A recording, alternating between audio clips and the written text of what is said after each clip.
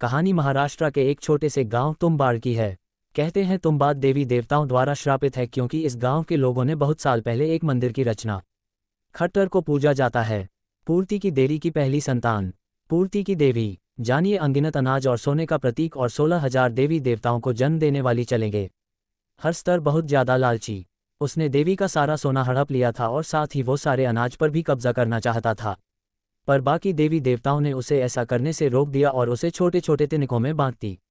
पूर्ति की देवी अपनी पहली संतान को बेहद प्रेम कर भी पर हर स्तर का नाश होने से पहले उन्होंने उसे बचा लिया, लेकिन एक शर्त पर कोई उसे कभी नहीं पूछेगा और उसे बुला दिया जाएगा। पर तुम्बाड़ गांव के पूर्वजों ने जब से उसका मंदिर बनाया से देवी देवताओं का क्रोध तुम्बाड़ पर बारिश बनकर बरसता है। लेकिन कहते हैं ने प्रसन्न होकर अपना जितना सोना था सब कुछ मंदिर को अर्पित कर दिया।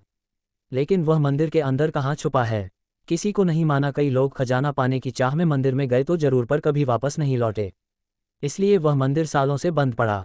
गिरीश नाम के एक पंडित ने भी उसी खजाने की लालच में स्तर की खूब पूजा करें, पर वहां जाने का सोचा। उस दिन हमेशा की तरह बाहर जोरदार बारिश हो रही थी।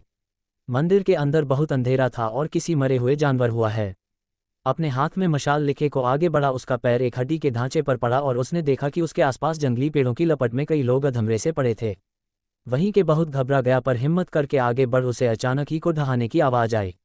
उसने छिपकी देखना तो आधी इंसान ही भेड़िए जैसा जानवर, इसलिए इंसान की चमड़ी को चबा रहा था। गिरीश ये सब देख ही रहा था कि उसके बगल से फूल से बचते बचते नीचे गिर पड़ा।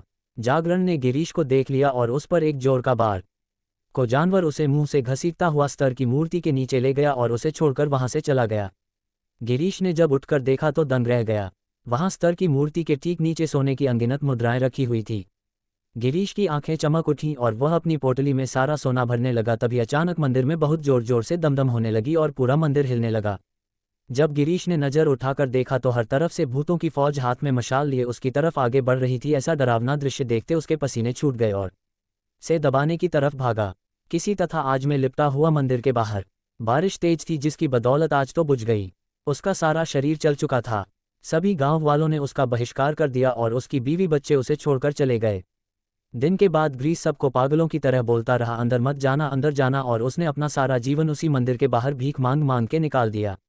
अगर आप कोई कहानी अच्छी लगी तो अभी सब्सक्राइब करें और कमेंट में जरूर लिखिए कि अगली कहानी हम किस और लेजेंड पर बनाएं।